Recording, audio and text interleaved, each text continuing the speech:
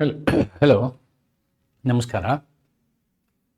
ನಾನು ನಿಮ್ಮ ಶಿವಪ್ಪ ನಾಗವಿ BNSನ ಇನ್ನೊಂದು ವಿಡಿಯೋದೊಂದಿಗೆ ನಿಮ್ಮ ಮುಂದೆ ಬರ್ತಾ ಇದ್ದೀನಿ.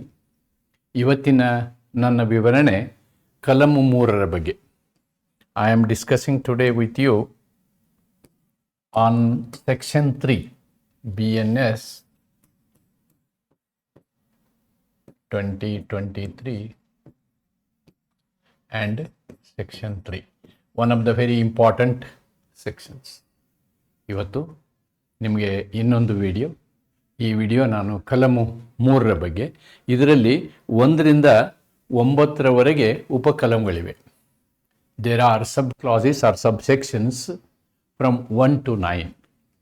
And before entering into any aspect of BNS, you have to first get yourself clarified very clearly that how this BNS works upon. And in our previous video, we have seen section 2. ಎರಡನೇ section ಅನ್ನು ಅಥವಾ ಎರಡನೇ ಕಲಮನ್ನು ನಾವು ನೋಡಿದ್ದೀವಿ. ಅದರಲ್ಲಿ ನಾವು ವ್ಯಾಖ್ಯಾನಗಳನ್ನು ನೋಡಿದ್ದೀವಿ. We have actually looked into the various definitions. Almost 38 definitions we have seen, and the 39th is telling something that either in IT or in BNSS any definition is there, that also you have to follow. So that was the concept.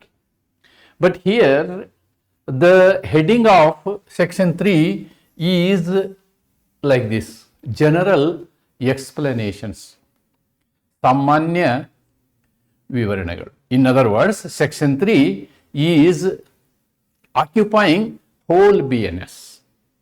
Section 3ಗೆ ಸಂಬಂಧಪಟ್ಟಂಥ ಕಲಮುಗಳು ಏನು ಮಾಡ್ತವೆ ಇವು ಅಂತಂದರೆ, ಇಡೀ BNSನ ಎಲ್ಲ ಕಲಮುಗಳಿಗೂ ಅದು ವ್ಯಾಪಿಸ್ತದೆ.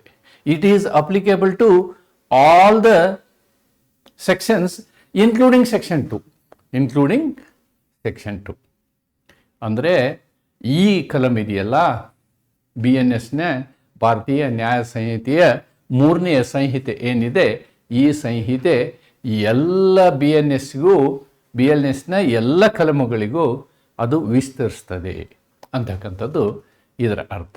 ಇದರಲ್ಲಿರ್ತಕ್ಕಂತಹ ಈ 9 ಉಪಕಲಮುಗಳನ್ನು ನಾವು ವಿವರವಾಗಿ ನೋಡುವುದು ಬಹಳ ಅವಶ್ಯಕತೆ ಇದೆ. ಯಾಕೆಂದರೆ ಇದನ್ನು ತಿಳ್ಕೊಂಡ್ರೆ ನಿಮಗೆ then you will appreciate, yes, ಯಾಕೆ ಇದರ ಅವಶ್ಯಕತೆ, ಯಾಕೆ ಇದರ ಮಹತ್ವ ಇದೆ ಅಂತ ಹೇಳಿ. ಆದ್ದರಿಂದ ಇದರ ಮೇಲೆಯೂ ಕೂಡ ನಿಮಗೆ especially section 3, 5 and 3, 6 are very important sections. Even in Dhiraj Lal R Mishra, those sections are explained into several places using various case laws. Probably if I see the question, I will do a separate class on that, separate video on that. ಅಂದರೆ ಇಲ್ಲಿ ಕಲಮು 3, 5 ಮತ್ತು 3, 6 ಬಹಳ ಮಹತ್ವವನ್ನು ಪಡ್ಕೊಳ್ತವೆ. ಅದಕ್ಕೆ ಸಂಬಂಧಪಟ್ಟಂತೆ ಧೀರಜ್ ಲಾಲ್ ಪುಸ್ತಕ ಆಗಲಿ ಅಥವಾ ಮಿಶ್ರಾ ಪುಸ್ತಕ ಆಗಲಿ ಬಹಳಷ್ಟು ವಿವರವಾದ ಅನೇಕ ಪ್ರಕರಣಗಳನ್ನು ಅದು ಅಲ್ಲಿ ಕೊಟ್ಟಿದೆ. ಆದ್ದರಿಂದ ಅವಶ್ಯಕತೆ ಇದ್ದರೆ ಅವುಗಳನ್ನು ನಾನು ನಿಮ್ಮ ಮುಂದೆ ತರಲಿಕ್ಕೆ ಇಷ್ಟಪಡ್ತೀನಿ. ನಾವು let us see these things section by section. ಒಂದೊಂದು ಕಲಂಗಳನ್ನು ನೋಡ್ತಾ ಹೋಗೋಣ, ಅದರ ವಿಶ್ಲೇಷಣೆಯನ್ನು ಮಾಡೋಣ. ಇದು ಬಹಳ ಮಹತ್ವ ಇದೆ. ಬಹಳ ವಿವರವಾದಂಥ ಕ್ಲಾಸ್ ಮಾಡ್ತೇನೆ ನಾನು. ಕ್ಲಾಸ್ ಬಹಳಷ್ಟು ಸಮಯ ತೆಗೆದುಕೊಳ್ಬೋದು.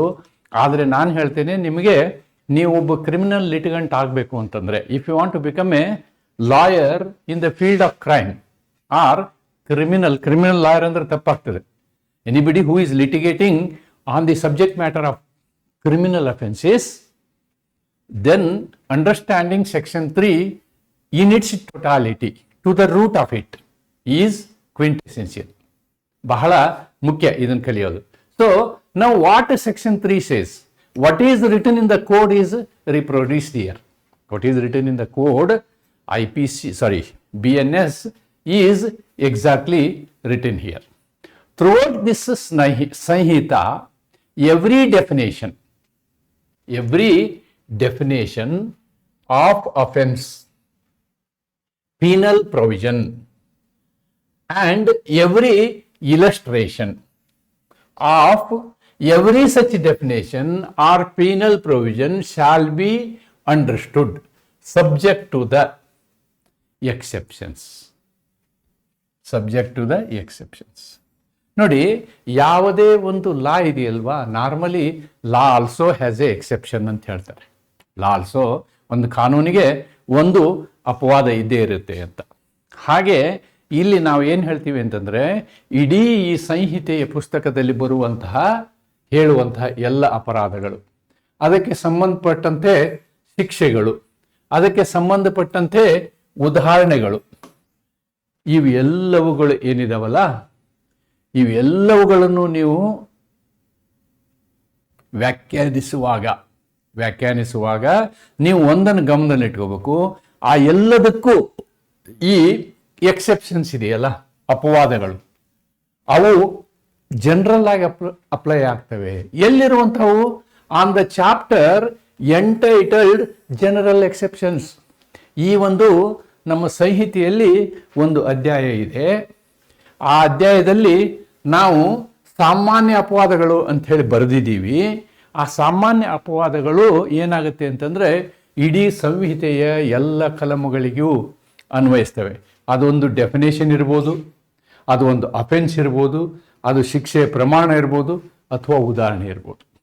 ಏನೇ ಇದ್ದಾಗ್ಯೂ ಕೂಡ ಅವುಗಳನ್ನು ಓದುವಾಗ ನಾವು ಅಲ್ಲೆಲ್ಲಿ ಬರೆದಿಲ್ಲ ಎಕ್ಸೆಪ್ಷನ್ ಅಂತ. ಆದರೆ ಅದಕ್ಕೊಂದು ಚಾಪ್ಟರ್ ಮಾಡಿದ್ದೀವಿ, ಎಕ್ಸೆಪ್ಷನ್ಗೆ ಒಂದು ಚಾಪ್ಟರ್ ಮಾಡಿದ್ದೀವಿ.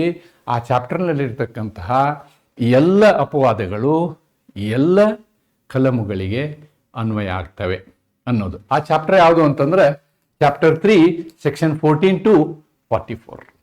Section 40 to 44. ನಾವು I will read it.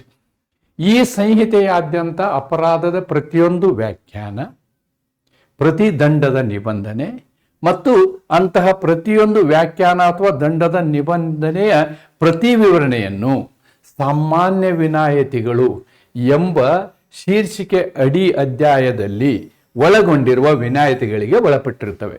What is written in this chapter 3 from section 14 to 44 is applicable to all sections, all definitions, all illustrations, all pillar provisions. ಅಲ್ಲಿರ್ತಕ್ಕಂಥ ಶಿಕ್ಷೆ ಹೇಳಿದ್ದಿರ್ಬೋದು, ವ್ಯಾಖ್ಯಾನ ಹೇಳಿದ್ದಿರ್ಬೋದು, ಅಥವಾ ಅಪರಾಧ ಯಾವುದಂತ ಹೇಳಿದ್ದಿರ್ಬೋದು. ಇವೆಲ್ಲವಕ್ಕೂ ಇಲ್ಲಿರ್ತಕ್ಕಂಥ ಅಪವಾದಗಳು ಅನ್ವಯಿಸುತ್ತವೆ. ಎಲ್ಲಿರುವಂಥದ್ದು? ಚಾಪ್ಟರ್ 3ನಲ್ಲಿ ಸೆಕ್ಷನ್ 14ರಿಂದ 44ರವರೆಗೆ ಇರತಕ್ಕಂಥ ಅಪವಾದಗಳು ಸಾಮಾನ್ಯವಾಗಿ ಅನ್ವಯಿಸುತ್ತವೆ ಅನ್ನೋದು ಇದರ ಅರ್ಥ. That is the meaning of section 3(1). ಅದನ್ನೇನು ಹೇಳಿದ್ದೀನಿ, the same thing is explained here. This I have done as a special analysis. What is the analysis? The subsection make clear that all definitions, what we have learnt in section 2, penal provisions and illustrations in BSR to be read with general exceptions like age immunity for children. Now in section 2 we have defined children, but we have not defined about their exceptions. But exception is available in chapter 3. Okay, acts done under legal duty, etc. Even if those exceptions are not explicitly repeated in each provision. ಪ್ರತಿ ಪ್ರೊವಿಷನ್ನಲ್ಲೂ ನಾವು exception ಹೇಳೋದಿಲ್ಲ, ಎಕ್ಸೆಪ್ಷನ್ಗೆ ಒಂದು chapter ಮಾಡಿಬಿಟ್ಟಿದ್ದೀವಿ ಅಂತ ಅದರ ಅರ್ಥ. This ensures, ಇದರಿಂದ ಏನಾಗುತ್ತೆ, ಆ ಎಕ್ಸೆಪ್ಷನ್ಗಳು ಅಥವಾ ಅಪವಾದಗಳು ಎಲ್ಲ ಸೆಕ್ಷನ್ಗಳಿಗೂ ಒಂದೇ ರೀತಿಯಲ್ಲಿ ಅನ್ವಯ ಆಗ್ತವೆ. ಅದಕ್ಕೆ ಒಂದೆರಡು ಎಕ್ಸಾಂಪಲ್ ತಗೊಂಡಿದ್ದೀನಿ ನಾನು. I have taken some example. Suppose the section defines theft. ಕಳ್ಳತನ ಒಂದು ಸೆಕ್ಷನ್ ಡಿಫೈನ್ ಮಾಡುತ್ತೆ ಅಂತ ಇಟ್ಕೊಳ್ಳಿ. Theft we have learned, but it does not state. ನೋಡಿ, ಅದರಲ್ಲಿ ಥೆಫ್ಟ್ ಅಂದ್ರೆ ಏನು ಅಂತ ಹೇಳ್ತೀವಿ, ಅದರಲ್ಲಿ ಎಕ್ಸೆಪ್ಷನ್ ಹೇಳೋದಿಲ್ಲ. ಬಟ್ ಎಕ್ಸೆಪ್ಷನ್ ಏನು ಹೇಳುತ್ತೆ? A child under 7 cannot commit it. A child under 7 years cannot commit it. ಒಂದು ವೇಳೆ 7 ವರ್ಷದ ಕೆಳಗಿನ ಮಗು ಕಳ್ತನ ಮಾಡಿದರೆ ಅದು ಕಳ್ತನ ಅಲ್ಲ, ಅಂದ್ರೆ ಕಳ್ತನ ಅವನಿಗೆ ಅಪ್ಲೈ ಆಗೋದಿಲ್ಲ. A 6-year-old cannot be convicted because of the general exception for infancy. ಅವನ ಬಾಲ್ಯತೆಗೆ ಮಾನ್ಯತೆ ಕೊಟ್ಟು 6 ವರ್ಷದ ಕೆಳಗಿನ ಮಗು ಏನಾದರೂ ಮಾಡಿದರೆ ಅದನ್ನು ಅಪರಾಧವೆಂದು ಪರಿಗಣಿಸಲಾಗುವುದಿಲ್ಲ ಅಂತ ಹೇಳಿ ನಾವೆಲ್ಲಿ ಬರ್ದೀವಿ? ಜನರಲ್ ಎಕ್ಸೆಪ್ಷನ್ನಲ್ಲಿ ಬರ್ದೀವಿ. ಆದರೆ ಚೈಲ್ಡ್ ಅನ್ನೋ ಜಾಗದಲ್ಲಿ ಅದನ್ನು ಬರ್ದಿಲ್ಲ. ಚೈಲ್ಡ್ ಅನ್ನೋ ಜಾಗದಲ್ಲಿ ಅಥವಾ ಸೆಕ್ಷನ್ 2ನಲ್ಲಿ ಅದನ್ನು ಬರ್ದಿಲ್ಲ ಅಂತಕ್ಕಂಥದ್ದು. Next example 2. A police officer arresting a murderer without a warrant, a non-bailable or severe crime may do so if that action would otherwise amount to wrongful confinement. The general exception for persons bound by law to do the act. ನೋಡಿ, ಈಗ ಒಂದು exception ಏನು? Wrongful confinement. ಅವನು arrest ಮಾಡಿದ್ದಾನೆ. he is legally bound to do. ಅದನ್ನು ಎಲ್ಲ ಸಲ ನಾವು ಹೇಳುವ ಅವಶ್ಯಕತೆ ಎಲ್ಲ ಕಡೆ ಇಲ್ಲ, ಒಂದೇ ಕಡೆ ನಾವು ಅದನ್ನು ಹೇಳಿದ್ದೀವಿ. Thus section 3 subclause 1 binds entire BNS to the general exception, and that general exception is available in chapter 3. Chapter 3ನಲ್ಲಿರ್ತಕ್ಕಂಥದ್ದು ಏನು ಬರೆದಿದ್ದೀವಿ ಅದು ಇಡೀ ಸಂಹಿತೆಗೆ ಅನ್ವಯವಾಗುತ್ತೆ ಅಂತಕ್ಕಂಥದ್ದನ್ನು ಅದನ್ನು ಇಲ್ಲಿ ನಾನು ಕನ್ನಡದಲ್ಲಿ ಎಕ್ಸ್ಪ್ಲೇನ್ ಮಾಡಿದ್ದೀನಿ. Same thing is explained in Kannada. That's it. Next 2 ಉದಾಹರಣೆಗಳು. ಇದನ್ನು ಇಲಸ್ಟ್ರೇಷನ್ ನಾವು ಏನು BNS ಅಲ್ಲೇ ನೋಡ್ತೀವಿ. ಅಪರಾಧಗಳ ವ್ಯಾಖ್ಯಾನಗಳನ್ನು ಒಳಗೊಂಡಿರುವ ಸಂಹಿತಾದಲ್ಲಿಯ ವಿಭಾಗಗಳು 7 ವರ್ಷದ ಒಳಗಿನ ಮಗು ಅಂತಹ ಅಪರಾಧಗಳನ್ನು ಮಾಡುವುದಿಲ್ಲ ಎಂದು ವ್ಯಕ್ತಪಡಿಸುವುದಿಲ್ಲ. ಆದರೆ ವ್ಯಾಖ್ಯಾನಗಳನ್ನು ಸಾಮಾನ್ಯ ವಿನಾಯಿತಿಗೆ ಒಳಪಟ್ಟು ಅರ್ಥ ಮಾಡಿಕೊಳ್ಳಬೇಕು. ಇದು 7 ವರ್ಷಕ್ಕಿಂತ ಕಡಿಮೆ ವಯಸ್ಸಿನ ಮಗುವಿನ ಅಪರಾಧವು ಅಪರಾಧವಾಗುವುದಿಲ್ಲ. ಇದನ್ನ ಎಲ್ಲಿ ಹೇಳಿದೀವಿ ನಾವು? This is available in general exception chapter 3ನಲ್ಲಿ ಹೇಳಿದೀವಿ. ಆದರೆ ಮಗು ಅಂತ ಎಲ್ಲಿ ಹೇಳಿದೀವಿ ನಾವು? ಮಗು ಅಂತ ಹೇಳಿರೋದನ್ನ we have told it in section 2. Section 2ನಲ್ಲಿ ನಾವು ಮಗುವಿನ ವ್ಯಾಖ್ಯಾನವನ್ನು ಮಾಡಿದ್ದೀವಿ. ಆದರೆ 7 ವರ್ಷದ ಕೆಳಗಿನ ಮಗು ಅಪರಾಧ ಮಾಡೋದಿಲ್ಲ ಅಂತ ಹೇಳಿ ಈ ಸೆಕ್ಷನ್ 2ನಲ್ಲಿ ಹೇಳಿಲ್ಲ ನಾವು. That is available in general exception. ಆದ್ರಿಂದ ನೀವೇನು ಮಾಡಬೇಕು? ಮಗು ಅಂತ ಓದಬೇಕಾದ್ರೆ, ಮಗುವಿನ ಬಗ್ಗೆ ಅಪರಾಧ ಅಂತ ಓದಬೇಕಾದ್ರೆ ನೀವು ಜನರಲ್ ಎಕ್ಸೆಪ್ಷನ್ನ ಸೇರಿಸ್ಕೊಂಡು ಓದಬೇಕು. ಅವಾಗೇನಾಗುತ್ತೆ? ಓಕೆ, ಮಗು ಅಪರಾಧ ಮಾಡ್ಬೋದು, ಆದರೆ ಆ ಮಗುವಿನ ವಯಸ್ಸು 7ಕ್ಕಿಂತ ಕಡಿಮೆ ಇತ್ತಂದ್ರೆ ಅದು ಏನೇ ಮಾಡಿದ್ರು ಅದು ಅಪರಾಧ ಅಲ್ಲ ಅಂತ ಓದ್ಕೋಬೇಕು ಅಂತ ಇದ್ರ ಅರ್ಥ. ಹಾಗೇನೆ ನೋಡಿ, ಒಬ್ಬ ಪೊಲೀಸ್ ಅಧಿಕಾರಿ ವಾರಂಟ್ ಇಲ್ಲದೆ ಕೊಲೆ ಮಾಡಿದ ಜಡ್ಡನ್ನು ಬಂಧಿಸುತ್ತಾರೆ. ಇಲ್ಲಿ ತಪ್ಪಿತಸ್ಥ ಬಂಧನದ ಅಪರಾಧವಲ್ಲ. ತಪ್ಪಿತಸ್ಥ ಬಂಧನ ಅಪರಾಧವಲ್ಲ. ಏಕೆಂದರೆ ಅವರು ಜಡ್ಡನ್ನು ಬಂಧಿಸಲು ಕಾನೂನಿನಿಂದ ಬದ್ಧರಾಗಿದ್ದು ಮತ್ತು ಆದ್ದರಿಂದ ಆ ಪ್ರಕರಣವು ಸಾಮಾನ್ಯ ವಿನಾಯಿತಿಗೆ ಬರುತ್ತದೆ. ಅಂದ್ರೆ he is exempted. ಅವನು ಅರೆಸ್ಟ್ ಮಾಡ್ಬೋದು, ಯಾವುದೇ ಅಪರಾಧವಲ್ಲ. ಅದನ್ನು ಮಾಡಲು ಕಾನೂನುಬದ್ಧವಾಗಿರುವ ವ್ಯಕ್ತಿಯಿಂದ ಮಾಡಲಾಗುತ್ತದೆ. ಅಂದ್ರೆ because police is arresting him, it is not a illegal detention ಅನ್ನೋದು ನಾವು ಜನರಲ್ ಎಕ್ಸೆಪ್ಷನ್ ಇಂದ ಕಂಡುಕೊಳ್ತೀವಿ. ಎಸ್, ಸೆಕ್ಷನ್ 3(2) ಆಫ್ BNS 2023ಯ ಸೆಕ್ಷನ್ 2 ಏನು ಹೇಳುತ್ತೆ? ಒಂದು ಕಡೆ ಹೇಳಿದಂಥದ್ದು ಎಲ್ಲ ಕಡೆಗೆ ಅದೇ ಅರ್ಥ ಅಂತ ಇದ್ರ ಅರ್ಥ. Where ever it is told at one place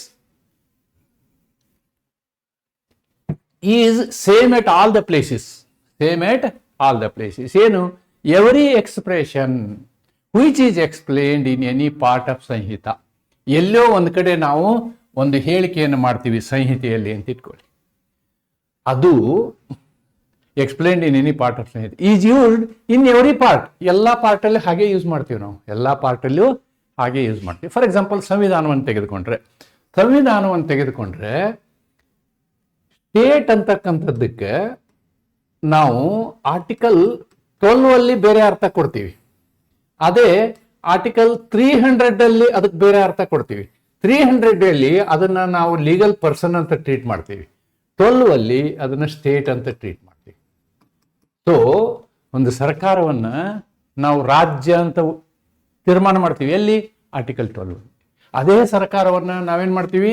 legal person ಅಂತ ಟ್ರೀಟ್ ಮಾಡ್ತೀವಿ ಆರ್ಟಿಕಲ್ 300. ಇಲ್ಲಿ ಹಾಗಲ್ಲ.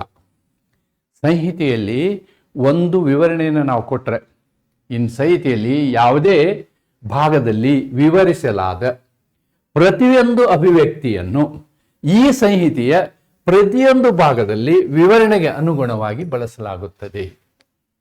in conformity with the explanation. In conformity with the explanation. In other words, everywhere we give some explanation. Explanation 1, explanation 2. So, ಅದನ್ನು ಆ particular section use ಮಾಡ್ತೀವಿ. ಆ particular ಸೆಕ್ಷನ್ಗೆ use ಮಾಡ್ತೀವಿ. Yes, here this is uniform meaning rule. This is uniform meaning rule. Once BNS defines a term, ಒಂದು ಕಡೆ ಒಂದು ಟರ್ಮ್ನ ನಾವು ಡಿಫೈನ್ ಮಾಡಿದ್ವಿ ಅಂತ ಇಟ್ಕೊಳ್ಳಿ. For example, movable property. Once I say movable property, that is told in section 2, ಇಡೀ ಸಂಹಿತೆಯಲ್ಲಿ ಎಲ್ಲೆಲ್ಲಿ ನಾವು ಆ ಶಬ್ದವನ್ನು ಉಪಯೋಗ ಮಾಡ್ತಿರೋ ಅದು ಎಲ್ಲದರ ಅರ್ಥ ಸೆಕ್ಷನ್ 2ನಲ್ಲಿ ಬರೆದ ಮೂವೇಬಲ್ ಪ್ರಾಪರ್ಟಿ ಅಂತಾನೆ. ಅದೇ ತರಹ ಪರ್ಸನ್, ಅಫೆನ್ಸ್ ಇವೆಲ್ಲವುಗಳನ್ನು ನಾವು ಬರೆದಿದ್ದೀವಿ, ಒಂದು ಕಡೆ ಬರೆದಿದ್ದೀವಿ. ಮುಂದೆ ಬರೆದ ಅದಕ್ಕೊಂದು ವ್ಯಾಖ್ಯಾನವನ್ನು ಕೊಟ್ಟಿದ್ದೀವಿ, ಎಕ್ಸ್ಪ್ಲನೇಷನ್ ಕೊಟ್ಟಿದ್ದೀವಿ.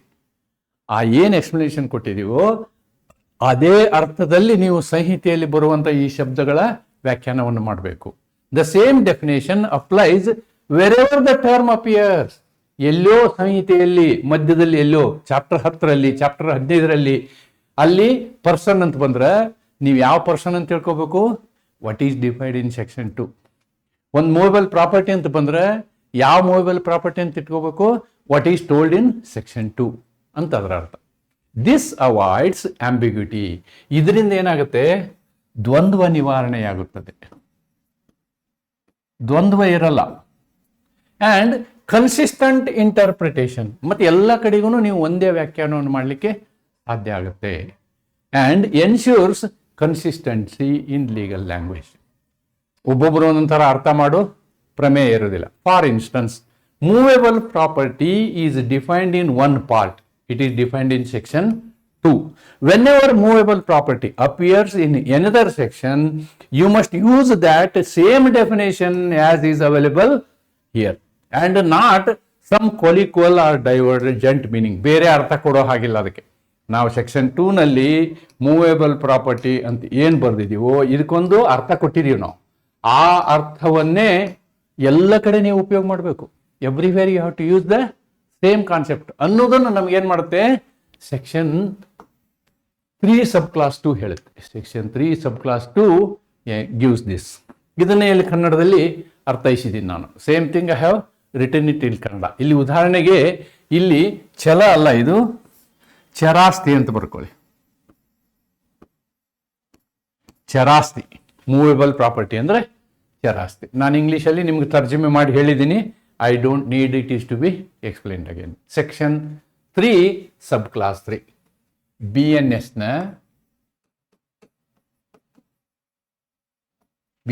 na section 3 subclass 3 ಏನು ಹೇಳುತ್ತೆ ನೋಡಿ. When property is in possession of a person's spouse, ಒಬ್ಬ ನನ್ನ ಪ್ರಾಪರ್ಟಿ, ನನ್ನ ಹೆಂಡತಿ ಅದರಲ್ಲಿ ವಾಸವಾಗಿದ್ದಾರೆ ಅಂತ ಇಟ್ಕೊಳ್ಳಿ. ಅಥವಾ ನಂದೊಂದು ಸ್ಕೂಟರ್, ಅದು ನನ್ನ ಹೆಂಡತಿ ತೊಗೊಂಡು ಹೋಗಿದ್ದಾರೆ ಅಂತ ಇಟ್ಕೊಳ್ಳಿ. ಹಾಗೆ that is the property, possession. ಅಂದರೆ ನಾವು ಅದರದ್ದು ಏನು ಮಾಡಿರ್ತೀವಿ ಅಂತಂದರೆ ಸ್ವಾಧೀನ, ಅದರ ಸ್ವಾಧೀನ. ನಾನು ನಮ್ಮ ಕೆಲಸದವನಿಗೆ ಕೊಟ್ಟಿರಬೇಕು. ನಮ್ಮ ಕೆಲಸ ಮಾಡೋ ಹುಡುಗ ಅವನು ನನ್ನ ಸ್ಕೂಟರ್ ಇಟ್ಕೊಂಡಿದ್ದಾನೆ, ಅವನ ಹತ್ರ ಇದೆ scooter. That is in his possession. Criminal legal jurisprudence ಮಾತಾಡೋದಾದರೆ ಅವನಿಗೆ ಕೊಟ್ಟರು ಪೊಸೆಷನ್ ನನ್ನ ಹತ್ರ ಇದೆ ಅಂತ ಅರ್ಥ.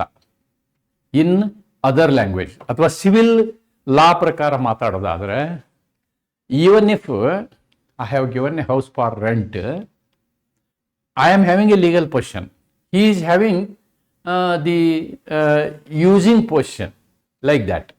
ಆದರೆ ಕ್ರಿಮಿನಲ್ ಜೂರಿಸ್ಪ್ರುಡೆನ್ಸಲ್ಲಿ ಪೊಸೆಷನ್ನ ಅರ್ಥ ಸ್ವಲ್ಪ ವಿಸ್ತಾರವಾಗಿದೆ. ಅದನ್ನು ನಾವು ಇದರಿಂದ ಕಂಡುಕೊಳ್ತೀವಿ. ಏನು? ಸ್ಪೌಸ್, ಕ್ಲರ್ಕ್ ಆರ್ ಸರ್ವೆಂಟ್, ಅವ್ರ ಹತ್ರ ಆ ವಸ್ತು ಇತ್ತು ಅಂದರೆ, ನನ್ನ ಮಾಲೀಕತ್ವದ ವಸ್ತು ನನ್ನ ಹೆಂಡತಿ ಹತ್ರ, ಯಾವುದೋ ನನ್ನ ಕ್ಲರ್ಕ್ ಹತ್ರ, ಅಥವಾ ನನಗೆ ಕೆಲಸ ಮಾಡುವಂಥ ನನ್ನ ಕೆಲಸಗಾರನ ಹತ್ರ, on account of that person. ಅದೇನು ಅವರು ಉದ್ದೇಶಕ್ಕೆ ಕೊಟ್ಟಿರ್ತೀವಿ ನಾವು. It is that person's possession. Criminal ಏನು ತಿಳ್ಕೊತದೆ? ಅವ್ರದ್ದು ಪೊಸಿಷನ್ನಲ್ಲಿದೆ ಅಂತ ತಿಳ್ಕೊಳ್ಳುತ್ತೆ. That is the meaning it, within the meaning of this Sanhita. Here possession has got a wider meaning. A person employed temporarily or on a particular occasion in the capacity of clerk or servant is a clerk or servant within the meaning of subsection, within the meaning of this subsection. But possession ಹೇಗೆ ಅಂತಂದ್ರೆ ಅವನ ಹತ್ರ ಎಲ್ಲಿವರೆಗೆ ಇರುತ್ತೋ ಅವನ position ಅಲ್ಲಿ ಅಂತ. ಅಕಸ್ಮಾತ್ ಕಳ್ತನ ಆಯ್ತು ಅಂತ ಇಟ್ಕೊಳ್ಳಿ, he can only give complaint, there is no problem because it was in his possession. ಆ ಉದ್ದೇಶಕ್ಕಾಗಿ ಇದನ್ನು ಬರೆದಿದ್ದೀವಿ ನಾವು ಇಲ್ಲಿ ಪೊಸೆಷನ್ ಅನ್ನ. ಇದನ್ನ ನೀವು ಅರ್ಥೈಸುವುದಾದ್ರೆ ನೋಡಿ, this class defines possession broadly. If someone's spouse, servant, clerk holds the property on behalf of the person, ನನ್ನ ಪರವಾಗಿ ಅವನು ತನ್ನ ಮಾತ್ರ ಇಟ್ಕೊಂಡಿರ್ತಾನೆ ಆ ವಸ್ತುನ, the law treats it as that person's possession. ಅವನ ಪೊಸಿಷನ್ ಅಲ್ಲಿ ಇದೆ ಅಂತ ಹೇಳಿ ಕಾನೂನು ತಿಳ್ಕೊಳ್ಳುತ್ತೆ. ಎಲ್ಲಿ? BNS ಅಲ್ಲಿ ಅವನ ಪೊಸಿಷನ್ ಅಲ್ಲೇ ಇದೆ. ಅಕಸ್ಮಾತ್ ಅದನ್ನ ಅಲ್ಲಿಂದ ಯಾರು ಡಿಸ್ಪೊಸೆಸ್ ಮಾಡಿದ್ರೆ he has got every right to give complaint. Important for offense is like theft. ನೋಡಿ, ಇದ್ರ ಉದ್ದೇಶ ಥೆಫ್ಟ್, ಮಿಸ್ಅಪ್ರಾಪ್ರಿಯೇಷನ್, ರಿಸೀವಿಂಗ್ ಸ್ಟೋಲನ್ ಪ್ರಾಪರ್ಟಿ. ಇಂಥ ಸಂದರ್ಭದಲ್ಲಿ ಇದು ಬಹಳ ಮಹತ್ವವನ್ನು ಪಡ್ಕೊಳ್ತದೆ. ಆದರೆ ಅವನು ನನ್ನ ಸರ್ವೆಂಟ್ ಆಗಿ ಯಾವುದೋ ಇಲ್ಲಿಗಲ್ ಮಟೀರಿಯಲ್ ಇಟ್ಕೊಂಡು ಇದು ನಮ್ಮ ಸಾಹುಕಾರದು ಅಂತ ಹೇಳಕ್ಕಾಗಲ್ಲ. That also we have to remember. But it requires proof of that the property in spouse, servant, clerk possession is indeed on behalf of the person. ನಮ್ಮ ಪರವಾಗಿ ಅವನು ಇಟ್ಕೊಂಡಿದ್ದಾನೆ ಅನ್ನೋದಕ್ಕೆ ಪ್ರೂಫ್ ಇರ್ಬೇಕು ಅಷ್ಟೇ. If not you can't impute it. ಆದ್ರೆ ಆ proof ಇರಲಿಲ್ಲ ಅಂತಂದ್ರೆ ಅವನು ಪೊಸೆಷನ್ನ ಕ್ಲೇಮ್ ಮಾಡೋಕ್ಕಾಗಲ್ಲ. Given one example, spurious coins. ನೋಡ್ರಿ, ಅವನು ಕೋಟಾ ನೋಟ್ಗಳು ಏನಾದ್ರು ಇಟ್ಕೊಂಡಿದ್ದ ಅಂತ ಇಟ್ಕೊಳ್ಳಿ, ಅವನು ತಾನೇ ಇಟ್ಕೊಂಡಿದ್ದು, ನನ್ನ ಹೆಸರು ಹೇಳೋಕ್ಕಾಗಲ್ಲ, ಓನರ್ ಹೆಸರು ಹೇಳೋಕ್ಕೆ ಆಗೋದಿಲ್ಲ. ಬಟ್ ನಾನೇ ಕೊಟ್ಟಂಥದ್ದು, ಅದು ನನ್ನ ಪೊಸಿಷನ್ನಲ್ಲಿದೆ ಅಂತ ಅವನು ಹೇಳ್ಕೋಬಹುದು. Therefore legal position for criminal liability. ಅದಕ್ಕೋಸ್ಕರ ಇದರ ಅವಶ್ಯಕತೆ ಬೀಳುತ್ತೆ ಅಂತಕ್ಕಂಥದ್ದನ್ನು ನಾವು ನೋಡಬೇಕು. Same thing I have written it here in Kannada. Yes, next 3 sub clause 4. 3 sub clause 4 ಏನು ಹೇಳುತ್ತೆ ಅಂತಂದರೆ, there are 2 things. One is illegal thing,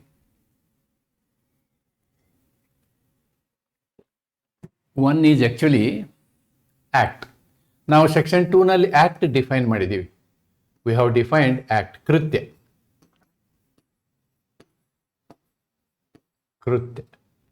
okay, in every part of this Samhita except where a contrary intention appears, ಉದ್ದೇಶ ಬೇರೆ ಇಲ್ಲ ಅಂದ ಸಂದರ್ಭದಲ್ಲಿ ಎಲ್ಲ ಭಾಗಗಳಲ್ಲಿಯೂ ಏನು ಮಾಡ್ತೀವಿ ನಾವು? Words which refer to acts done, ಕೃತ್ಯವನ್ನು ಮಾಡಿದಾನೆ ಅಂತ ನಾವು ಏನು ಹೇಳ್ತೀವಲ್ಲ ಅದು ಆ ಸಂದರ್ಭ. ಇದೇನಾಗುತ್ತೆ ಅಂತಂದ್ರೆ ಕೃತ್ಯವನ್ನು ಮಾಡದೇ ಇರುವುದಕ್ಕೂ ಅನ್ವಯಿಸ್ತದೆ. ಅಂದರೆ ಅದಕ್ಕೇನಂತೀವಿ ಅಂದ್ರೆ ನಾವು ಇಲ್ಲೀಗಲ್ ಒಮಿಷನ್. ಇಲ್ಲೀಗಲ್ ಒಮಿಷನ್ ಅಂದರೆ ಇದರ ಅರ್ಥ ಇಷ್ಟೇ, ನೀವು ಆ ಕೃತ್ಯವನ್ನು ಮಾಡಲೇಬೇಕಾಗಿರುತ್ತದೆ. That is your duty, duty to act, duty to act. When there is a duty to act, if not acting, if not acting, then this will also become an offense. When act becomes offense, doing no act also becomes offense. Adre, what is the rider for this doing no action? The rider is you are duty bound. Legally ನೀವು ಮಾಡಬೇಕಾಗಿರುತ್ತೆ. ಅದನ್ನು ನೀವು ಮಾಡದೆ ಹೋದರೆ ಅದು act done ಅಂತಾನೆ ಅರ್ಥ ಅಂತಿದು ಹೇಳುದು. ಈ ಸಂಹಿತೆಯ ಪ್ರತಿಯೊಂದು ಭಾಗದಲ್ಲಿ ಸಂದರ್ಭದಿಂದ ವ್ಯತಿರಿಕ್ತ ಉದ್ದೇಶವು ಕಂಡು ಬರದ ಹೊರತು ಮಾಡಿದ ಕಾರ್ಯಗಳನ್ನು ಉಲ್ಲಂಘಿಸುವ ಪದಗಳು ಕಾನೂನು ಬಾಹಿರ ಲೋಪಗಳಿಗೂ ವಿಸ್ತರಿಸುತ್ತವೆ. ಕಾನೂನು ಬಾಹಿರ ಲೋಪಗಳಿಗೂ ಅಂದರೆ ಇಲ್ಲೀಗಲ್ ಒಮಿಷನ್ಸ್. ಯಾವುದನ್ನ ನೀವು ಮಾಡಬೇಕಾಗಿರುತ್ತೋ ಅದನ್ನು ಮಾಡೋದು ಬಿಟ್ಟರೆ ಇಲ್ಲೀಗಲ್ ಒಮಿಷನ್ಸ್ ಅಂತೀವಿ ನಾವು. ಅದಕ್ಕೂ ಅನ್ವಯ ಅಂದರೆ ದೇ ಆರ್ ಟ್ರೀಟೆಡ್ ಆನ್ ಪಾರ್. ಉದಾಹರಣೆ ಹೇಳೋದಾದರೆ, ಇದನ್ನು ಇನ್ನೂ ಚೆಂದ ಎಕ್ಸ್ಪ್ಲೈನ್ ಮಾಡೋದಾದರೆ, ಒಬ್ಬ ಪೊಲೀಸ್ ಕಾನ್ಸ್ಟೇಬಲ್ ಇರ್ತಾನೆ, ಅಲ್ಲಿ ಗಲಾಟೆ ನಡೀತಾ ಇರ್ತದೆ. ಗಲಾಟೆ ನಡೀತಾ ಇರ್ತದೆ, ಹೊಡೆದಾಟ ಆಗ್ತಾ ಇರ್ತದೆ, ಅವ ಕೈ ಕಟ್ಕೊಂಡು ಸುಮ್ಮನೆ ನಿಂತಿರ್ತಾನೆ. That becomes illegal omission. ಅದು ಆ್ಯಕ್ಚುಲಿ ಆ್ಯಕ್ಟಿಗೆ ಸಮಾನ. ಇಲ್ಲೀಗಲ್ ಒಮಿಷನ್ನು ಎಂಥ ಆ್ಯಕ್ಟಿಗೆ ಸಮಾನ? ಅಫೆನ್ಸಿಗೆ ಸಮಾನ. ಆ್ಯಕ್ಟ್ ಅಂದರೆ ಗುಡ್ ಆ್ಯಕ್ಟ್ ಅಲ್ಲ, ಅಪರಾಧ, ಒಂದು ಅಪರಾಧದ ಕೃತ್ಯ.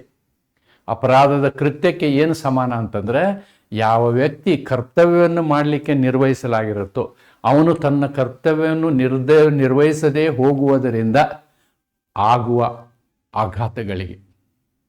ಆಘಾತಗಳಾಗ್ತಿದ್ವು ಅಂದರೆ ಆವಾಗ ಅವನು ಕೂಡ ಅಪರಾಧ ಮಾಡಿದ ಹಾಗೆ ಅಂತ ಹೇಳ್ಬೋದು. ಫಾರ್ ಎಕ್ಸಾಂಪಲ್, ಒಂದು ಸ್ವಿಮ್ಮಿಂಗ್ ಪಾಯಿಂಟ್ ಇರ್ತದೆ, ಅಲ್ಲಿ ಕೆಲವು ಜನ ಸ್ವಿಮ್ಮರ್ಸ್ನ ನಿಲ್ಲಿಸಿರ್ತಾರೆ.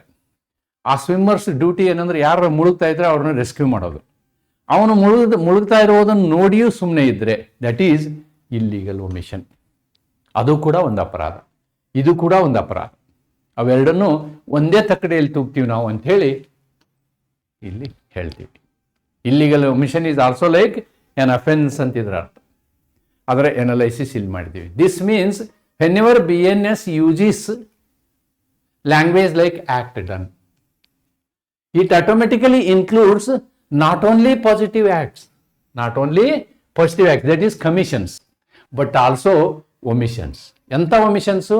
ಕಾನೂನು ಬಾಹಿರ omissions. Like failure to do something when there was a legal duty. ನಿಮಗೆ ಆ ಕೆಲಸ ಮಾಡಲಿಕ್ಕೆ ಜವಾಬ್ದಾರಿ ಕೊಟ್ಟಿರಬೇಕು, ಅಂಥ ಸಂದರ್ಭದಲ್ಲಿ ನೀವು ಆ ಕೆಲಸವನ್ನು ಮಾಡಬೇಕು. ಫಾರ್ ಎಕ್ಸಾಂಪಲ್, ಒಬ್ಬ ಜೈಲರು, ಅವನ ಕೆಲಸ ಏನು? ಕೈದಿಗಳಿಗೆ ಊಟ ಹಾಕೋದು. ಅವನ ಕೈದಿಗೆ ದಿನ ಊಟನೇ ಕೊಡೋದಿಲ್ಲ. Then it is he is doing illegal omission. Therefore, omission is nothing but failure to rescue, failure to provide food, failure to report crime, etc. ಇವೆಲ್ಲ failures. Okay. Can be punished as equivalent to an act. ಅದನ್ನು ಕೂಡ ಒಂದು ಕೃತ್ಯದ ಥರ ಅವನಿಗೆ punishment ಮಾಡ್ಬೋದು. Law imposes duty. ಯಾವಾಗ? If law imposes duty. ಕಾನೂನು ನಿಮಗೆ ಒಂದು ಕರ್ತವ್ಯವನ್ನು ವಹಿಸಿದಾಗ ಅದನ್ನು ಮಾಡದೆ ಹೋದ್ರೆ ಅದೇನಾಗುತ್ತೆ? ಇಲ್ಲಿಗಲ್ ಒಮಿಷನ್ ಆಗುತ್ತೆ. This broadens the scope of liability. Passivity or neglect can amount to offence, but crucial is that must be a duty. ನೋಡಿ, ಒಬ್ಬ ಜೈಲಿನಲ್ಲಿ ಇರುವಂತಹ ವ್ಯಕ್ತಿಗೆ ಅವನು ಬದುಕಲಿಕ್ಕೆ ಊಟ ಕೊಡೋದು ಜೈಲರ್ನ ಕರ್ತವ್ಯ. ಆದರೆ ಹಂಗಂಥೇಳಿ ನಾವು ಮನೆಯಲ್ಲಿರೋರು ಹೊರಗಡೆ ಭಿಕ್ಷೆ ಬಿಡಕ್ಕೆ ಬರೋವರೆಗೂ ನಾವು ಊಟ ಕೊಡಬೇಕು ಅನ್ನೋದು it is not a legal duty, it is a moral duty. ಕೊಡ್ಬೋದು, ಬಿಡ್ಬೋದು. ಬಟ್ ಜೈಲರ್ ಊಟ ಕೊಡೋದು it is a legal duty. ಒಬ್ಬ ಸ್ವಿಮ್ಮಿಂಗ್ ಪಾಂಡ್ನಲ್ಲಿ ರಕ್ಷಕನಾಗಿ ನಿಂತವನು ರೆಸ್ಕ್ಯೂ ಮಾಡೋದು it is a legal duty. ಒಂದು ಜಗಳ ನಡೀತಾ ಇರುವಂತಹ ಸಂದರ್ಭದಲ್ಲಿ ಆ ಜಗಳವನ್ನು ನಿಯಂತ್ರಿಸುವಂಥದ್ದು legal duty by the police. Okay, the rule applies throughout BNS.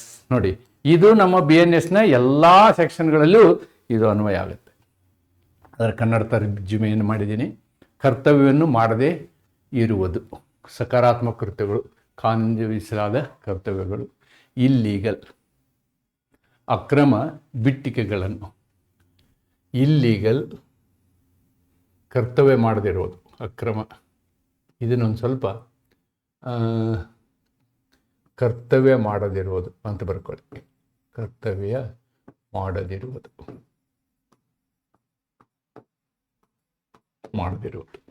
S. Next section 3.5. Actually section 3.5 section BNS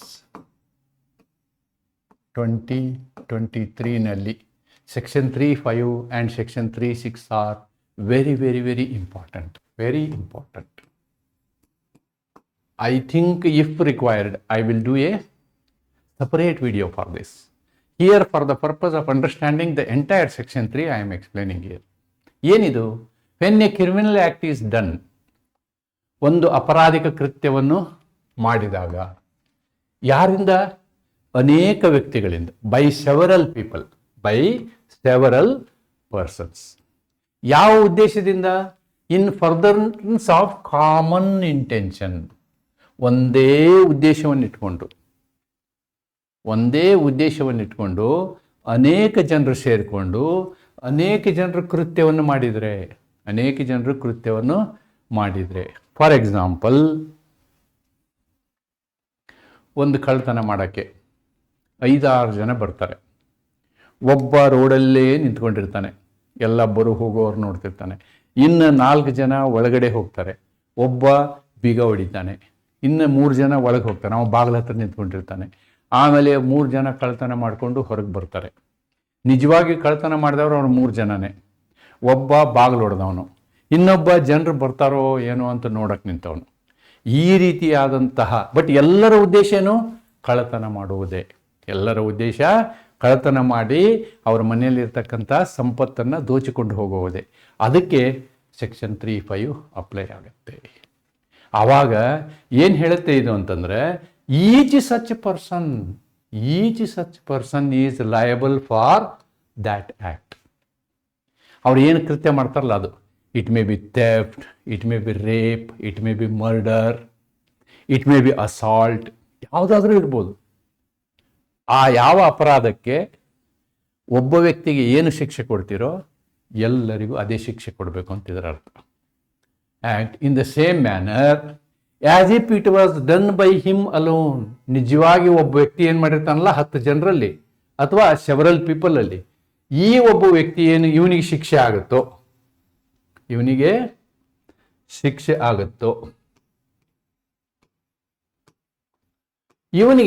ವರ್ಷ ಶಿಕ್ಷೆ ಆಗುತ್ತೆ ಅಂದ್ಕೊಳ್ಳೋಣ. ಎಲ್ಲರಿಗೂ 10 ವರ್ಷ ಶಿಕ್ಷೆ ಆಗ್ಬೋದು, ಎಲ್ಲರಿಗೂ 10 ವರ್ಷ ಶಿಕ್ಷೆ ಆಗ್ಬೋದು ಅಂತಕ್ಕಂಥದ್ದು ಸೆಕ್ಷನ್ 3(5) ಅರ್ಥ. ಎಲ್ಲರ ಸಾಮಾನ್ಯ ಉದ್ದೇಶದ ಮುಂದುವರಿಕೆಗಾಗಿ ಹಲವಾರು ವ್ಯಕ್ತಿಗಳಿಂದ ಅಪರಾಧ ಕೃತ್ಯವನ್ನು ಮಾಡಿದಾಗ ಅಂತಹ ಪ್ರತಿಯೊಬ್ಬ ವ್ಯಕ್ತಿಯು ಆ ಕೃತ್ಯಕ್ಕೆ ಅವನು ಒಬ್ಬನೇ ಮಾಡಿದ ರೀತಿಯಲ್ಲಿಯೇ ಹೊಣೆಗಾರನಾಗಿರುತ್ತಾನೆ. ಇವನಿಗೆ ಏನು ಜವಾಬ್ದಾರಿ ಆಗುತ್ತೋ ಎಲ್ಲರಿಗೂ ಅದೇ ಜವಾಬ್ದಾರಿ ಆಗುತ್ತೆ ಅಂತಕ್ಕಂಥದ್ದು ಇದರ ಅರ್ಥ. ಇದರ ಎಕ್ಸ್ಪ್ಲನೇಷನ್ ನಾವು ನೋಡೋದಾದ್ರೆ, it is nothing but based on the principle of vicarious liability or common intention, joint liability ಅಂತ ಹೇಳ್ಬೋದು. We can call it as a joint liability, right. ಆಮೇಲೆ ಯಾವನೋ ಒಬ್ಬ ಒಂದು ಆ್ಯಕ್ಟ್ ಮಾಡ್ದ ಅಂದರೆ ಅದು ಎಲ್ಲರಿಗೂ ಅನ್ವಯ ಆಗುತ್ತೆ. No separate offence by itself but rule of attribution of liability, constructive ಲಯಬಿಲಿಟಿನೂ ಅಂತಾರೆ ಇದಕ್ಕೆ. It is also called constructive liability. ಅಂದರೆ ಎಲ್ಲರೂ ಸೇರಿಕೊಂಡು ಪ್ಲ್ಯಾನ್ ಮಾಡಿ ಒಂದೇ ಉದ್ದೇಶ ಏನು? ಮನೆಯ ಕಳ್ಳತನ ಮಾಡೋದು. ಉದ್ದೇಶ ಏನು? ಒಬ್ಬ ವ್ಯಕ್ತಿಯ ಮರ್ಡರ್ ಮಾಡೋದು. ಉದ್ದೇಶ ಏನು? ಒಬ್ಬನಿಗೆ ಸರಿಯಾಗಿ ಹೊಡೆಯೋದು. ಉದ್ದೇಶ ಏನು? ಎಲ್ಲರೂ ಸೇರಿಕೊಂಡು ರೇಪ್ ಮಾಡುವಂಥದ್ದು. ಇವೆಲ್ಲವೂ ಕೂಡ ಸೆಕ್ಷನ್ 3(5)ಗೆ ಅನ್ವಯ ಆಗ್ತವೆ. ಅಲ್ಲಿ ನಾವು ರೇಪ್ ಅಂದ್ರೇನು, ಮರ್ಡರ್ ಅಂದ್ರೇನು ಅದಕ್ಕೆ ಶಿಕ್ಷೆ ಬರೆದಿರ್ತೀವಿ. ಒಬ್ಬನಿಗೆ ಏನು ಶಿಕ್ಷೆ ಕೊಡ್ತೀವೋ ಎಲ್ಲರಿಗೂ ಅದೇ ಶಿಕ್ಷೆಯನ್ನು ಕೊಡೋದನ್ನು ಏನು ಮಾಡುತ್ತೆ ಇದು ಹೇಳ್ತದೆ. Therefore this is almost like procedural in nature, substantive ಅಲ್ಲ ಇದು. This is not substantive, that is the point. No separate offence by itself, ಇದೊಂದು ಬೇರೆ ಅಫೆನ್ಸ್ ಅಲ್ಲ ಇದು.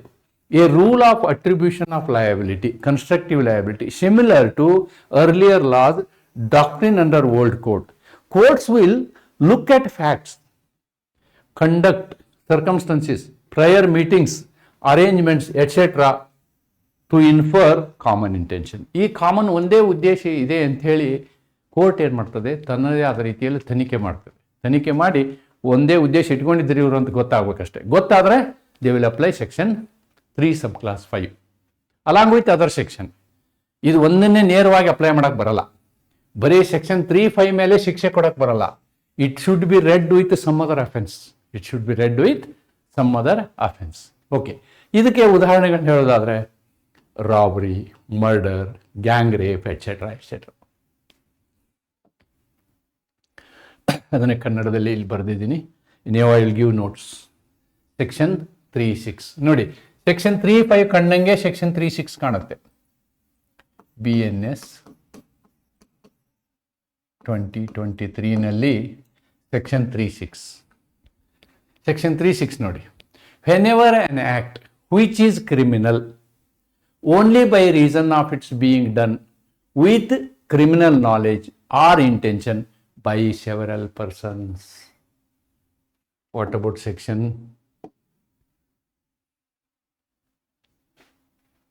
3(5) analysis? Yes, Section 3 by several persons. Here also it is by several persons. 3(5). Here also it is several persons. Then what is the difference? You should identify the difference. ಆಮೇಲೆ ಅರ್ಥ ಆಗುತ್ತೆ, ಇಲ್ಲಾಂದ್ರೆ ಅರ್ಥ ಆಗೋಲ್ಲ ನಿಮಗೆ. ಎರಡೂದ್ರ ಮಧ್ಯೆ ವ್ಯತ್ಯಾಸವನ್ನು ಸರಿಯಾದ ರೀತಿಯಲ್ಲಿ ಕಂಡುಹಿಡಿಯಬೇಕು. ಅಲ್ಲಿ ಏನಾಗಿರುತ್ತೆ ಅಂತಂದರೆ ಉದ್ದೇಶ ಒಂದೇ ಆಗಿರುತ್ತೆ.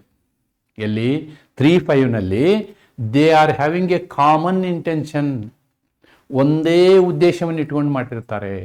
ಇಲ್ಲಿ ಹಂಗಲ್ಲ, ಬಹಳಷ್ಟು ಜನ ಮಾಡ್ತಾರೆ. Number of persons are more, number of persons more than one. Okay, more than one. ಅಲ್ಲಿಯೂ number of persons more than one. But ಅಲ್ಲಿ ಎಲ್ಲರದ್ದು ಪ್ಲ್ಯಾನ್ ಇರುತ್ತೆ, ಒಂದೇ ಉದ್ದೇಶ ಇರುತ್ತೆ. ಇಲ್ಲಿ ಹಂಗಲ್ಲ, ಇಲ್ಲಿ ಏನಾಗುತ್ತೆ, ಒಬ್ಬೊಬ್ಬೊಂದೊಂದು ಕೆಲಸ ಮಾಡ್ತಿರ್ತಾರೆ, ಅವ್ರದ್ದು ವಿಚಾರಣೆ ಬೇರೆ ಇರುತ್ತೆ.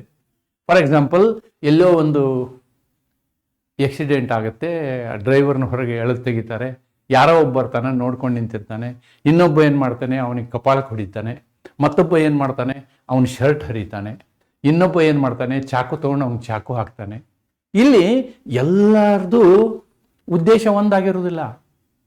ಎಲ್ಲ ಒಬ್ಬೊಬ್ಬರು ಒಂದೊಂಥರ ಅವ್ರದ್ದೇನು ಎರಡು ಹೊಡೆದು ನಾವು ಹೋಗ್ಬಿಡೋಣ, ಅವ್ನು ಖುಷಿ ಆಗುತ್ತೆ. ಇನ್ನೊಬ್ಬನಿಗೆ ಅವ್ನ ಶರ್ಟ್ ಹರಿದ್ರೆ ಖುಷಿ ಆಗುತ್ತೆ. ಇನ್ನೊಬ್ಬನಿಗೆ ಅವನಿಗೆ ಚಾಕು ಹಾಕಿದ್ರೆ ಖುಷಿ ಆಗುತ್ತೆ. ಹೀಗೆ ಬೇರೆ ಬೇರೆದವ್ರು ಬೇರೆ ಬೇರೆ ಕೃತ್ಯವನ್ನು ಮಾಡ್ತಾರೆ. ಈ ಎಲ್ಲ ಕೃತ್ಯದ ರಿಸಲ್ಟು ಅವನು ಸತ್ತೇ ಹೋಗ್ಬೋದು, ಹಿ ಮೇ ಡೈ. ರಿಸಲ್ಟ್ ಒಂದೇ ಆಗ್ಬೋದು, ಬಟ್ ಎಲ್ಲರದು ಒಂದೇ ಮೈಂಡ್ ಇರೋದಿಲ್ಲ. ಅದೇ difference. That is the first difference. ನೋಡಿ, when ever an act which is criminal, ಅವ್ರು ಮಾಡುವಂತಹ ಆ್ಯಕ್ಟ್ ಏನಿರಬೇಕು, ಕ್ರಿಮಿನಲ್ ಇರಬೇಕು. ಆಮೇಲೆ ಅದ್ರ ಬಗ್ಗೆ ಅವ್ರಿಗೆ ಅದು ಕ್ರಿಮಿನಲ್ ಅಂತ ಗೊತ್ತಿರಬೇಕು. Okay, but done by several.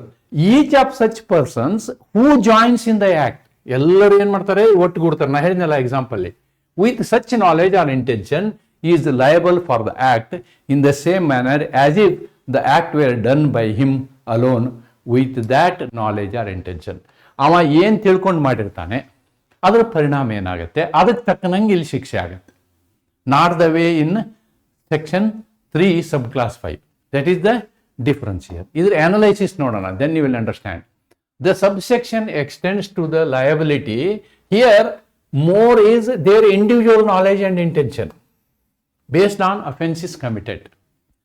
ಅವರು ಯಾರ್ಯಾರು ಏನು ಇಂಡಿವಿಜುವಲ್ ನಾಲೆಜಲ್ಲಿ ಏನೇನು ಮಾಡ್ತಾರೋ ಅದ್ರ ಮೇಲೆ ಇಲ್ಲಿ ಅಪರಾಧ ನಿರ್ಧಾರ. Even if different persons do different parts of the act, ಬೇರೆ ಬೇರೆ ಮಾಡಿದರೂ ಕೂಡ, as long as each has requisite knowledge and intention, each is liable as if they did the full act alone. ಅಲ್ಲಿ ಎಲ್ಲರೂ ಬೇರೆ ಬೇರೆ ಉದ್ದೇಶದಿಂದ ಮಾಡಿದರೂ ಕೂಡ ಎಂಡ್ ರಿಸಲ್ಟ್ ಒಂದೇ ಆಗಿದ್ರೆ, ಆ ಏನು ರಿಸಲ್ಟ್ ಆಗಿರುತ್ತೆ ಅದಕ್ಕೆ ಶಿಕ್ಷೆ ಆಗುತ್ತೆ. ಇಂಪಾರ್ಟೆಂಟ್ ಫಾರ್ ಕ್ರೈಮ್ಸ್ ಲೈಕ್, ನೋಡಿ ಇದು ಎಂಥದಕ್ಕೆ ಅಪ್ಲೈ ಆಗುತ್ತೆ, fraud, conspiracy, joint planning, right, etcetera, where knowledge and intent counts more than overt acts. ಇವ್ರು ಏನು ತಿಳ್ಕೊಂಡು ಮಾಡಿರ್ತಾರಲ್ವ ಅದರ ಮೇಲೆ ಅವರಿಗೆ ಶಿಕ್ಷೆ ಪ್ರಮಾಣ ನಿರ್ಧಾರ ಆಗುತ್ತೆ. It ensures that simply being passive participant but with knowledge doesn't shield from liability if one joins in commission. ಆ ಒಂದು ಕೃತ್ಯದಲ್ಲಿ ಭಾಗವಹಿಸಿದ್ರು ಅಂತ ಇಟ್ಕೊಳ್ಳಿ, ಭಾಗವಹಿಸಿದ್ರು ಅಂತಂದರೆ ಡೆಫಿನೆಟ್ಲಿ ಅವರಿಗೆ ಶಿಕ್ಷೆ ಕಟ್ಟಿಟ್ಟು ಬುದ್ಧಿ. ಇದರ ಡಿಫ್ರೆನ್ಸನ್ನು ನಾನು ಇಲ್ಲಿ ಹೇಳಿದ್ದೀನಿ ನೋಡಿ. 3(5)ನಲ್ಲಿ common intention is important. Okay, 3(6)ನಲ್ಲಿ ಕಾಮನ್ ಇಂಟೆನ್ಷನ್ ಇರಲ್ಲ, ಅದು ಸಪರೇಟ್ ಆ್ಯಕ್ಟ್, ರಿಸಲ್ಟ್ ಒಂದೇ. ಇಲ್ಲಿಯೂ ರಿಸಲ್ಟ್ ಅದೇ ಬರುತ್ತೆ, ಬಟ್ ರಿಸಲ್ಟ್ ಒಂದೇ ಆದರೂ ಕೂಡ ಇಲ್ಲಿ ಕಾಮನ್ ಇಂಟೆಂಟ್ ಇರಲ್ಲ. Each liable for combined effect. ಇಲ್ಲೇನಾಗುತ್ತೆ, ಅಲ್ಟಿಮೇಟ್ ಪರಿಣಾಮ ಏನಾಗುತ್ತೆ, ಅದಕ್ಕೆ ಇಲ್ಲಿ ಶಿಕ್ಷೆ ಆಗುತ್ತೆ.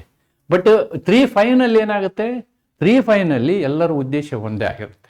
ಆದ್ದರಿಂದ ಎಲ್ಲ ಅವರವರು ಇದ್ರ ಮೇಲೇ ಅಲ್ಲಿ ಶಿಕ್ಷೆ. ಇಲ್ಲಿ ಶಿಕ್ಷೆಯ ಪ್ರಮಾಣ ಬದಲಾಗ್ಬೋದು, ಬಟ್ 3(5)ನಲ್ಲಿ ಶಿಕ್ಷೆಯ ಪ್ರಮಾಣ ಬದಲಾಗಲ್ಲ, ಎಲ್ಲರಿಗೂ ಅದೇ ಶಿಕ್ಷೆ ಬರುತ್ತೆ. ಇಲ್ಲಿ ಶಿಕ್ಷೆಯ ಪ್ರಮಾಣಗಳು ಹೆಚ್ಚು ಕಮ್ಮಿ ಆಗ್ಬೋದು. ಇದನ್ನು ಕನ್ನಡದಲ್ಲಿ ತರ್ಜುಮೆ ಮಾಡಿದ್ದೀನಿ.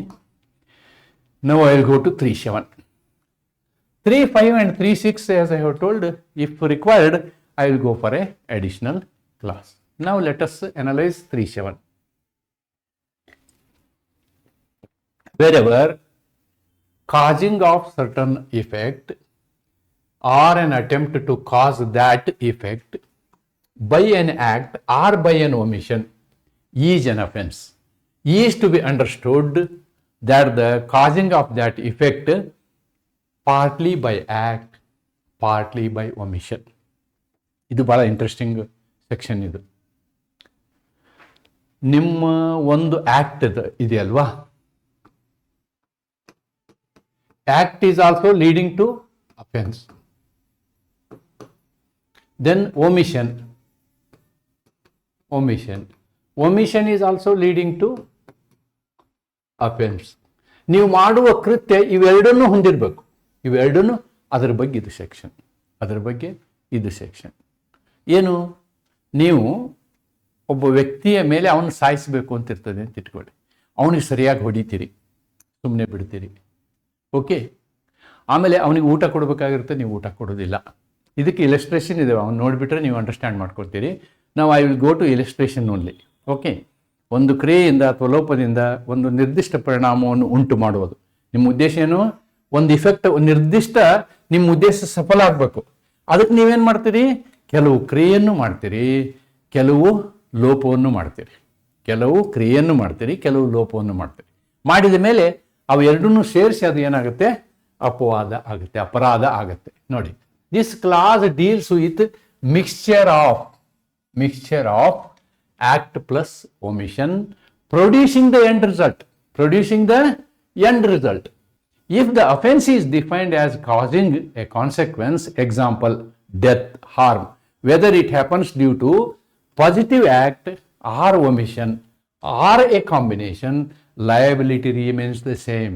For example, suppose a jailer partly starves a prisoner, so this is omission, and not giving food, and partly beats him, result in death. Custodial death, best example. Custodial death ಏನು? ಅವನಿಗೆ ಪೂರ್ತಿ ಊಟನೂ ಕೊಡಲ್ಲ, ಚುರುಚುರು ಕೊಡೋದು. ಅವನೇನಾಗ್ತಾನೆ? ಕ್ಷೀಣ ಆಗ್ತಾ ಹೋಗ್ತಾನೆ. ಆಮೇಲೆ ಅವನಿಗೆ ಹೊಡೆಯೋದು ಆ್ಯಕ್ಟ್, ಊಟ ಕೊಡದೇ ಇರೋದು ಒಮಿಷನ್. ಇವೆರಡೂ ಸೇರಿ ಏನಾಗ್ತಾನೆ? ಅವನು ಸತ್ತು ಹೋಗ್ತಾನೆ. ಅದು ಕೂಡ ಅಪರಾಧ ಅಂತ 3:7 tells that. This ensures the offenders cannot escape by splitting them.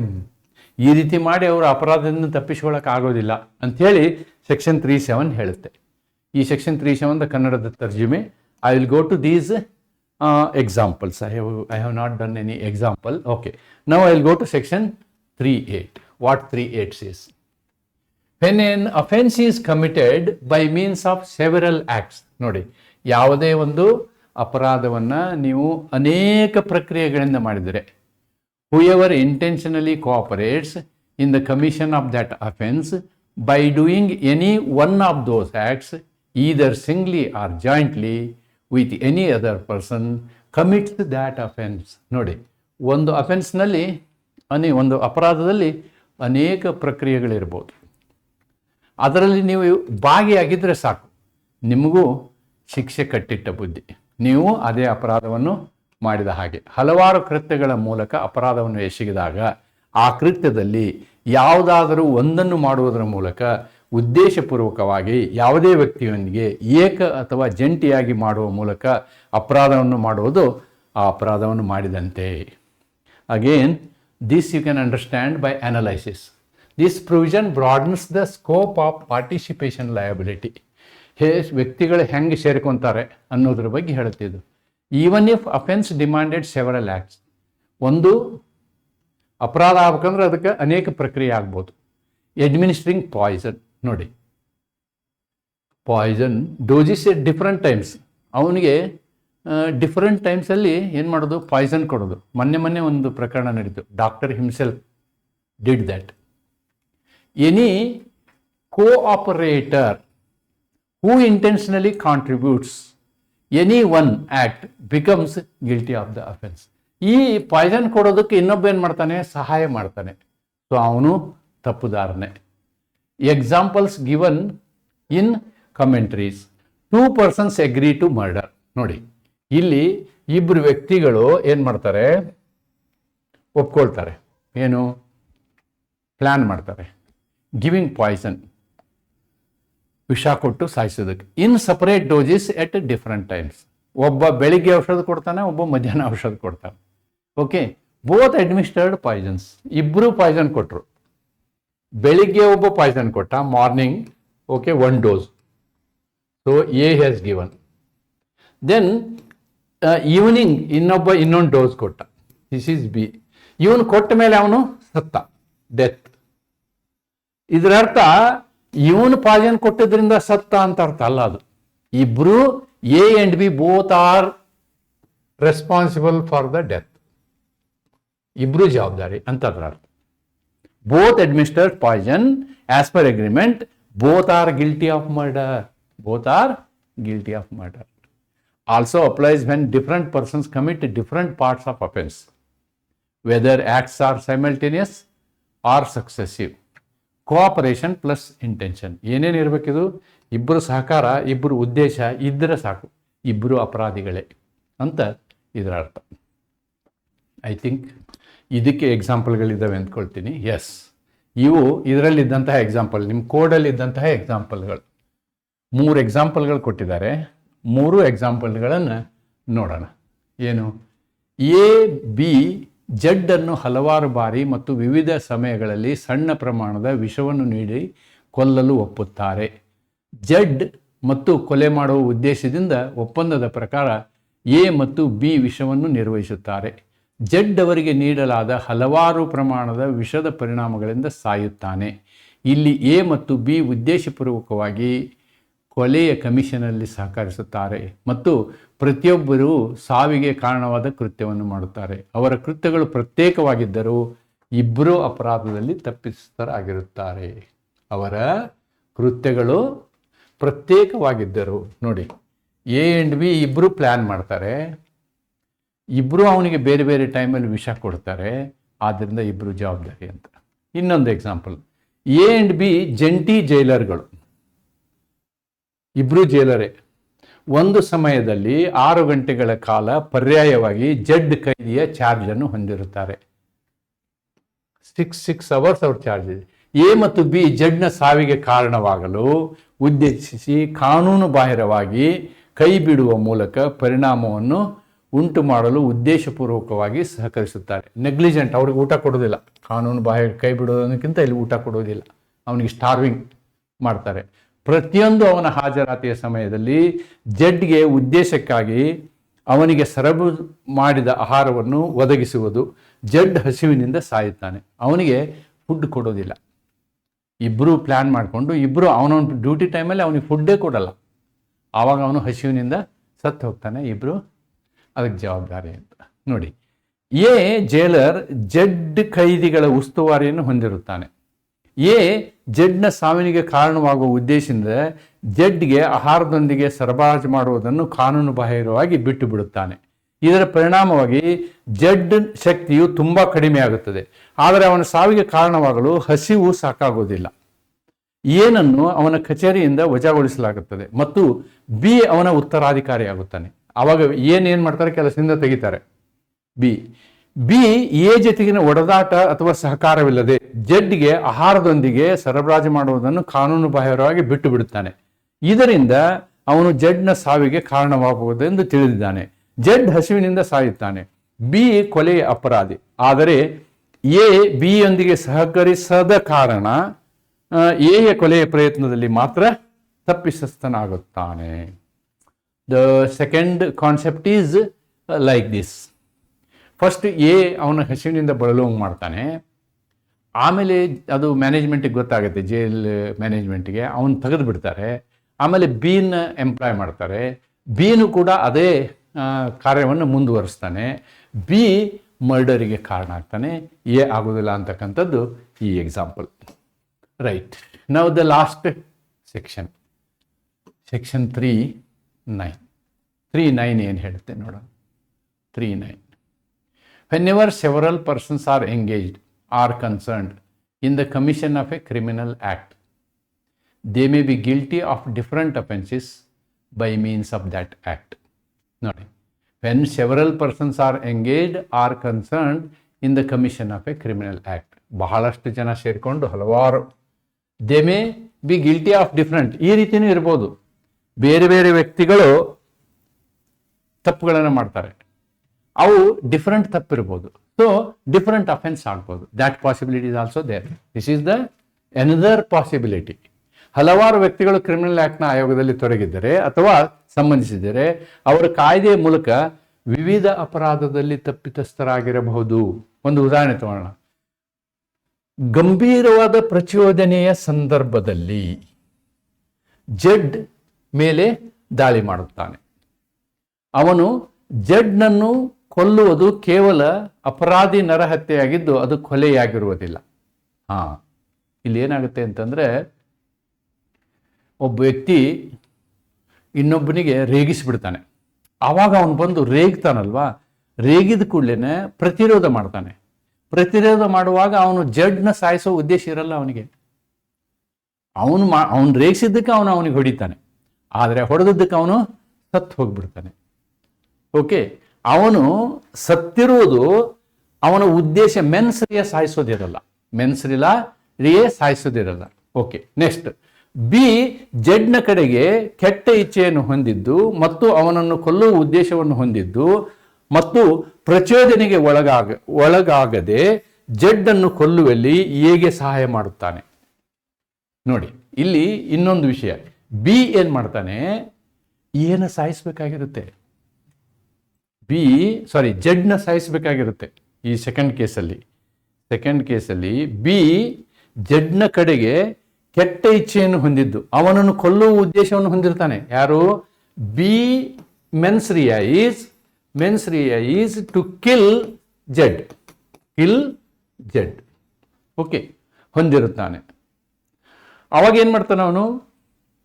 ಜಡ್ನನ್ನು ಕೊಲ್ಲುವಲ್ಲಿ ಹೇಗೆ ಸಹಾಯ ಮಾಡ್ತಾನೆ? He will help A. ಇಲ್ಲಿ ಎ ಮತ್ತು ಬಿ ಇಬ್ಬರೂ ಜಡ್ನ ಸಾವಿಗೆ ಕಾರಣವಾಗಿದ್ದರೂ ಬಿ ಕೊಲೆಯ ಅಪರಾಧಿ ಮತ್ತು ಎ ತಪ್ಪಿತಸ್ಥನ ನರಹತ್ಯೆಗೆ ಮಾತ್ರ. ಇಲ್ಲಿ ಬಿ ಏನಾಗ್ತಾನೆ? He will become a murderer. And A is responsible for ಕಲ್ಪೆಬಲ್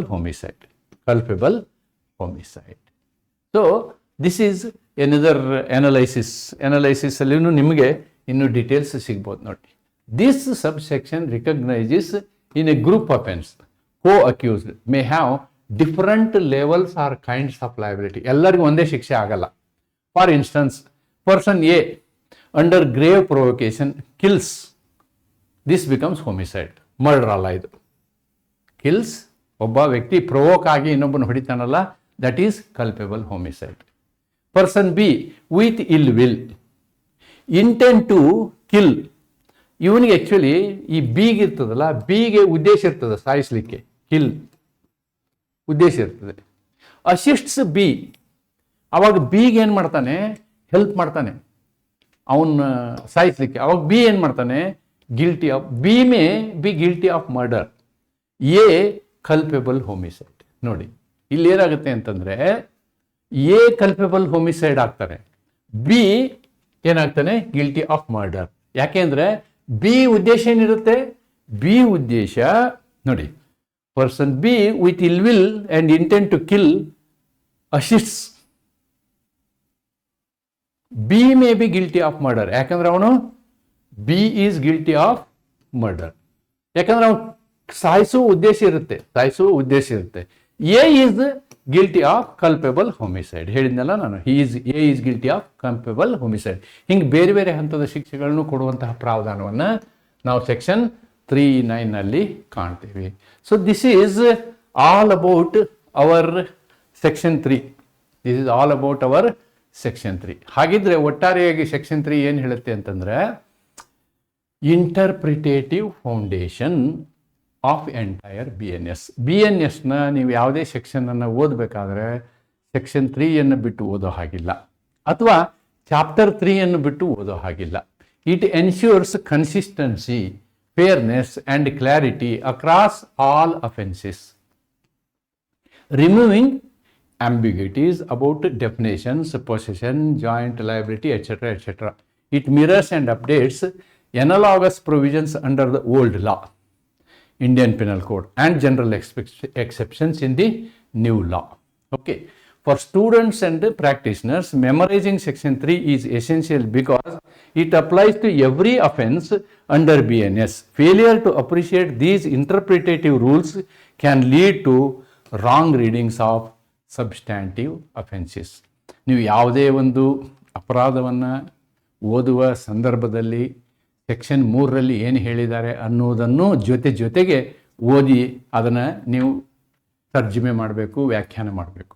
ಆವಾಗ ಮಾತ್ರ ಸರಿಯಾದ ವ್ಯಾಖ್ಯಾನವನ್ನು ಮಾಡಲಿಕ್ಕೆ ಸಾಧ್ಯ ಅನ್ನೋದನ್ನು ನಾವು ಇಲ್ಲಿ ಹೇಳ್ಬೋದು. ಅದನ್ನೇ ಇಲ್ಲಿ ನಾನು ನಿಮಗೆ ಕನ್ನಡದಲ್ಲಿ ಅಪ್ಡೇಟ್ ಮಾಡಿದ್ದೀನಿ. So this is all about section 3. Section 3 ಕೂಡ ಇಂಪಾರ್ಟೆಂಟು. ಇದರಲ್ಲಿ ನಾನು ನಿಮಗೆ ಹೇಳಿದ್ನಲ್ವಾ, 3ನಲ್ಲಿ 3 sub class 5 and 3 sub class 6 may be little important and 5 is more important. So ಇದರ ಅವಶ್ಯಕತೆ ಬಿದ್ದರೆ ಸಪ್ರೇಟ್ ಅದಕ್ಕೂ ಒಂದು ಕ್ಲಾಸ್ ಮಾಡುವಂಥ ಒಂದು ವ್ಯವಸ್ಥೆಯನ್ನು ನಾನು ಮಾಡ್ತೀನಿ ಅಂತ ಹೇಳ್ತಾ, ಇಲ್ಲಿ ಏನು ನಾನು ಈಗ ಹೇಳಿರುವಂತಹ ಈ ವಿವರಗಳಿದ್ದಾವೆ, ಇವನ್ನು ನಿಮ್ಮದೇ ಆದ ರೀತಿಯಲ್ಲಿ ನೋಟ್ಸ್ ಮಾಡಿಕೊಂಡು ಇದನ್ನ ನೀವು ಅರಗಿಸಿಕೊಳ್ಳೋದು ಒಳ್ಳೆಯದು ಅಂತ ಹೇಳ್ತಾ ಇವತ್ತಿನ ಈ ವಿಡಿಯೋನ ಇಲ್ಲಿಗೆ ಮುಕ್ತಾಯ ಮಾಡ್ತೀನಿ. So thank you very much.